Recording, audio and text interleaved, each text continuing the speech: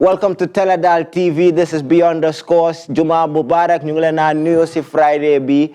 And thank you for joining us. And we have more AFCON action for you. Ñu ngi jël few days break, but the action has continued. The dinañ leen jox yëpp loo leen miss and all to come tey. We have matchups coming up with the quarterfinals kicking off in about 10 minutes. But don't go anywhere. After break B, dinañ introduce analyst and we'll give you all that you need to have for the AFCON for today.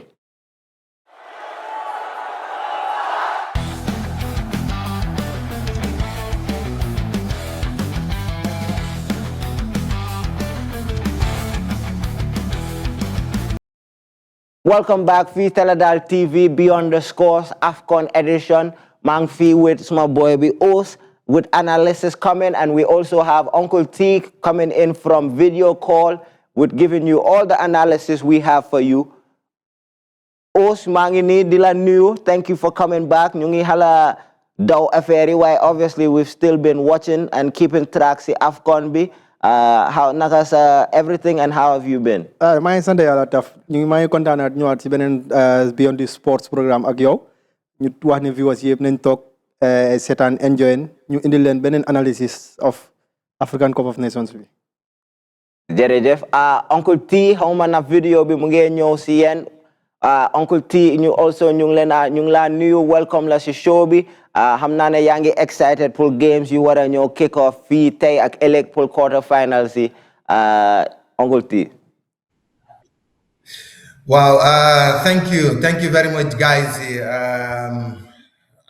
Comme ni ngeen ko waxee la rek tey dinañ gis li nga xamante ne nag mooy AFCON xam nga dama dee wax rek ne AFCON everything is about business te tey the biggest game boo xamante ne the whole continent will be watching is the Morocco Cameroon game bi nga xamante ne it will be taking off let's say 7 so boobu bokk na ci loo xamante ne nag tey ñëpp ñu ngi koy xaar and it's going to be a very critical game so far so good. Yes, very nice.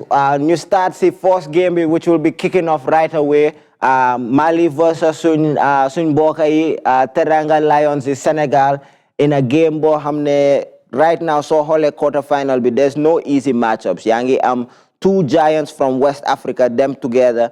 Guy playing too many games in AFCON. Bi mooy seen second match depuis 2004. Guy playing in AFCON. Bi so it's not many teams yoo xam ne there's a lot of AFCON history. Why so whole tournament bi based on Mali winanguñ game si tournament bi why egg nañ si quarter final bi. Well, winanguñ game in 90 minutes. Guy win nañ in penalties si last 16 bi. And then Senegal, ñoom ñu ngi jógee from 3-1 down against Sudan si last 16 bi and they seem to have a rhythm and flow si seen football right now. Aussi yow noo gisee boobu pour start si yow bala may dem si Uncle T. jërëjëf taf maa ngi nuyu Uncle T di ko nuyu fu mu nekka di ko wax welcome moom tamit si programme bi. Mali will look to win their first game of this year's African Cup of Nations and then am nañ game tey. Game bu neex. Game bu neex mu ngi nii tey Mali between the Malians and the Teranga Lions. Mali nekk team bi nga xam ne they are very disciplined in all aspects. Defensive. The Malians they are too respectful. When it comes to the game. And then nga xool ñu nekk team bi nga xam ne defensively du dee pour nga shake leen c'est problème. Waaw. Seen backline bi du dee shake. Yaa ngi understand. Tey ñu ngi play team bi nga xam ne di Sénégal ñu gis Sénégal will come into this game with a confidence, big confidence, because xam na ne what seen attacking force what it can do. They are a free score inside. yaa ñu ngi score ba tey yaa ngi am suñ mag bi 3 assists already top of assist table bi pour tournament bi léegi mooy all time AFCON assist leader. Ba tey mu ngi koo def mu ngi wone ne even though mu ngi gën a mag ba tey mu ngi am quality bi maane mu ngi doxal ba tey. Exactly, and then they will come to the game bëgg nañu win seen first dem si first semi-final since 2013. Ak gaay and then comme ni ñu ko waxee Mali nekk team bi nga xam ne nekkuñ easy right for nobody. Dañ mentally tough. neexaluñ kenn. Red card last game bi ba tey dañoo deeyoo. dañoo deewoo ba tey with that kan loolu mu laa woon how disciplined they are. Yeah. and then ñu am coach boo xam ne he is defense minded. suñu ex coach bi Tom Sevet. coach Tom dañ xam loolu kay. depuis time Gambia very defensive. espèce Gambians yi xam nañ loolu. Tom is so defensive. waaw xaaral ma dem si Uncle T ma laaj ko gaaw moom lu mu teg for this matchup suñ mbokk yi Teranga Lions yi Uncle T loo gisee game bi between these West African giants. Well, thank you very much. Ñi ay ñaari dëkk la yoo xamante ne they are neighbors, and of course if you come to western part of Africa, these are two big giants, and we have seen them send performance. Well, actually, even if you look at their records, previous AFCONs, they are a force to be reckoned when it comes to continental football. Mali, then dama gis in this tournament, like the Usman it's a very disciplined team, and then they go all out. The Malians are really, really physical, and that really pays off because the more you do get a game, they create a lot of problem for their opponents because of their physical nature, and of course that they apply. My only worry with the Malian side is their pedigree of scoring goals, right? This is a team which, if you look at all departments from the defense to the midfield, everything is just so perfect. But sometimes where the problem comes in is the goal mouth experience in converting some of those opportunities into goal. Te loolu bokk na ci loo xamante ne even inside the tournament bi sax indil na leen ay jafe-jafe because they either most of the games here ay draw la ak yooyu noonu te dang dee gis ne if you look at ball possession wise, Mali will carry the highest percentage, but that they don't translate into many goals. So for now, their pedigree of scoring goals would be something that can also create a lot of problem for them against Senegal. Teranga Lions, yes, of course, they're the favorites to win at the end of the day. Because if you look at their front line, it's not easy to contain, because most of their strikers, apart from being very experienced when it comes to goal scoring, but equally they're very fast and very tactical.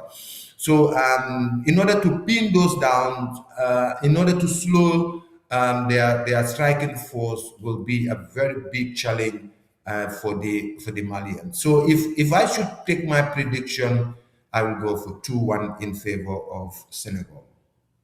2-1 Senegal. Uncle T, mom, he's been very good with predictions. So how my you bet all of that. So they get buga jelly and Uncle T has been very on top of it.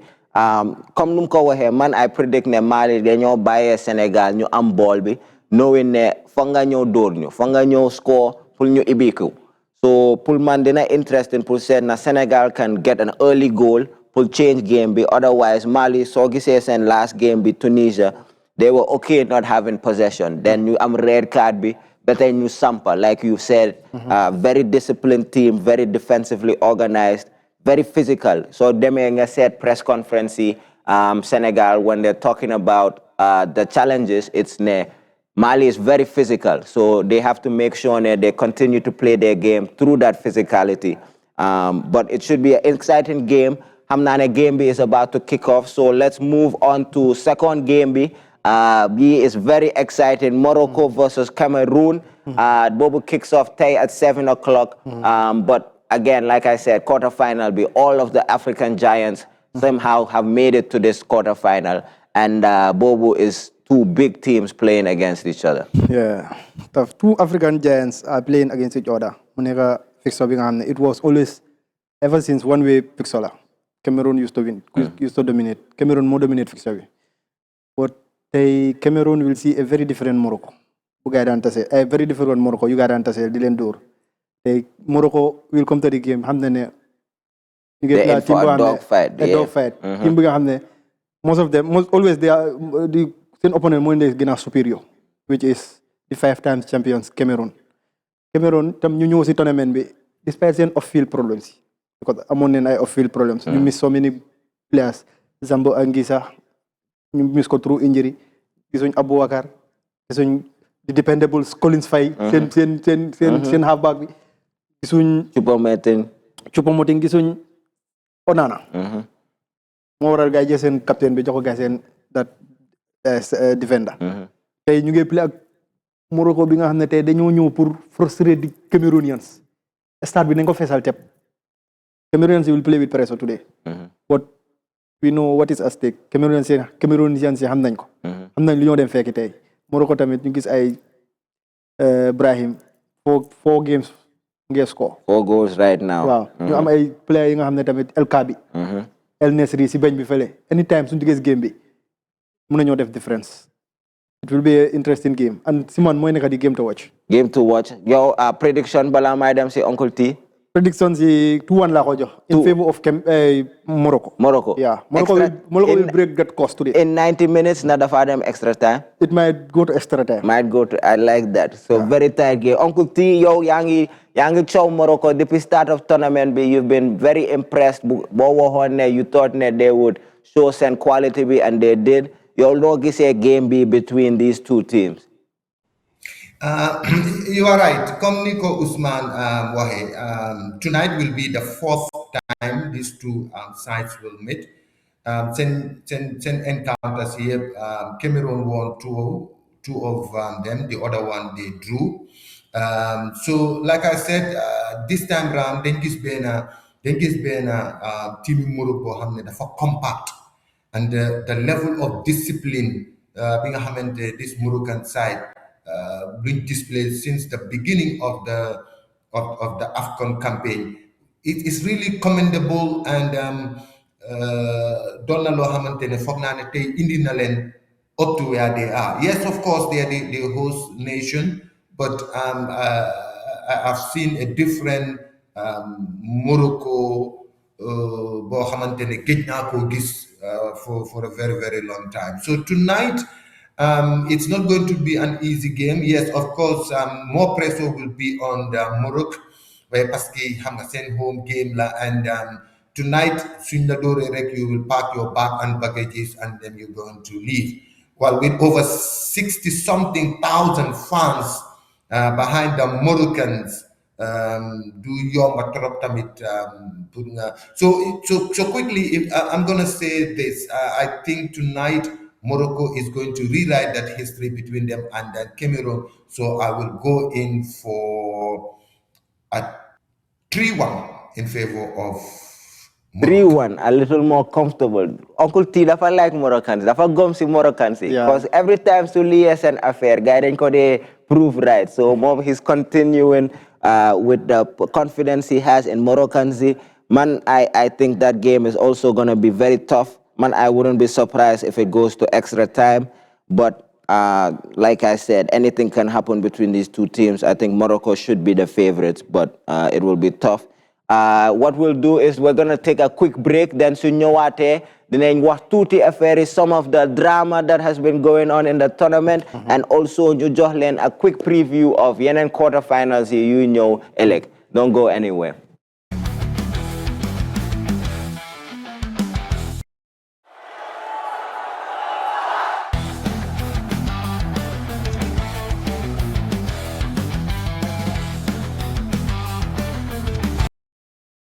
Welcome back to Teledal TV. Fii Beyond the Scores. Dilana is all the best AFCON action coming up. Ñu ngi am some drama. See, last week bi luñ shootute. We've had some upsets. We've had penalty shootouts. We've had problems ak referees, and gis nañ yëpp typical AFCON fashion. Waaye bëggoon naa door si Nigeria. Ñoom ñu ngi war a play ëllëg. Why the Chaubi since their last game has been about the disagreement between Sen Nyari Stai, Osimhen, and Lukman.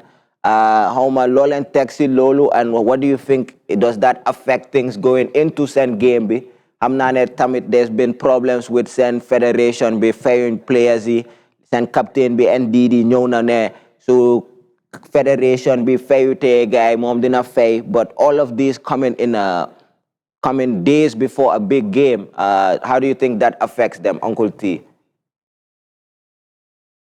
Let me start with Nigeria. For me, if that rumors of hunger, same wages, am nañ ci problem. For me, I think that is very, very disappointing and it's very shameful as well. Because a country like Nigeria, tey war nañoo mën a passé fi nga xamante ne dañoo am ay coow yu fay nañ seen players yi joxuñ leen seen lii jot nañ seen laa ñoom dañ passé foofu noonu. In fact, lii kenn xaaratu ko sax si benn African country boo xamante ne xam nga dangay ebal sa ay players ñuy dem. Much especially from a big country like Nigeria. If that rumor, the news is not fake news, it is something true. For me, I think that is a big disappointment and very disgraceful. I'm just gonna say it the way I think.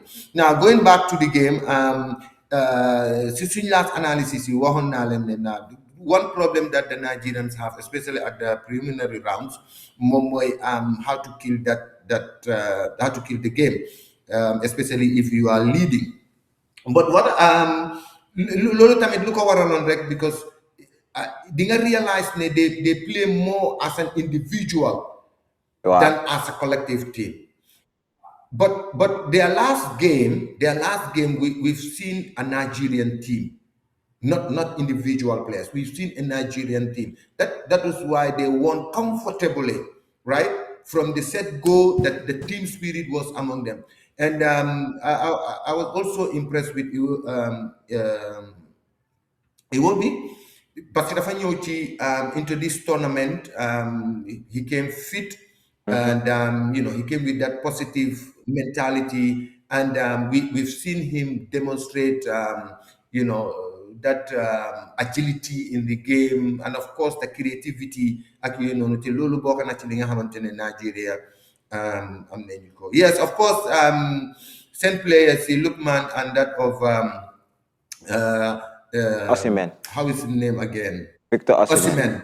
Yeah, amoon nañu tuuti xëccoo ak yooyu noonu. Yes, of course, sometimes the pressure, the tensions are really high. Sometimes some of these things, they do happen. You remember between Kini when Salah was in Liverpool, amoon na a similar situation at Mane, because Mane was at a very brilliant position to score. So those are small things that really happen here and there. But tonight, I'm also going to put that cap on top of Nigeria, that they're just going to win that game 2-1 comfortably. 2-1. Bobo will do more preview for that inshallah season show, but obviously that's a good preview.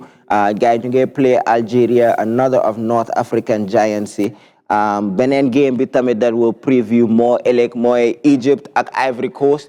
Egypt guy ñu continue to follow through. Ivory Coast to man look very impressive as they look to try to repeat for the first time since Egypt in, I believe, 2008. So we have all those games for you coming up. Nala jox nga def final word bala games yi tay, and just look forward to as we get to the last stage of this AFCON. Okay, loolu nekk na Egypt ak Ivory Coast. These are two of AFCON's heavyweights. ñoom ñoo collide in a blockbuster quarterfinal. And then these two are one of the most successful countries in Africa in terms of AFCON. Egypt, if not, even Egypt is the most successful. You ngi play a team bi nga xam ne they are the past winners of the AFCON. Then this will be a blockbuster. Very good. Bobu dinañ def more analysis. Dinañ si gannaaw bi kañ dañ leen just mosal and we're excited affaire the games coming up. Why as the games are kicking off, dinañ leen bàyyi to go watch. Ñun tam will go and get started watching the games. Ñu ngi leen tàggoo. We thank you guys for tuning in as always. Please subscribe to suñ Facebook, bi suñ YouTube. Keep up to date with all the things we do. Naa leen bàyyi ngeen tàggoo show bi, and yeah. Uncle T. Wow, thank you. Comme ni nga ko waxee la rek, honestly, tonight I'll be more interested in the 7 o'clock game, because that will be the clash of the Titans.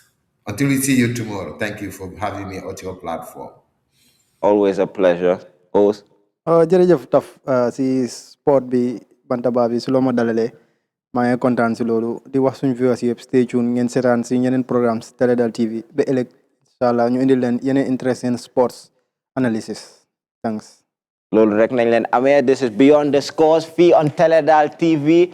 Have a safe and healthy Friday. Juma Mubarak. We will see you tomorrow. Thank you very much.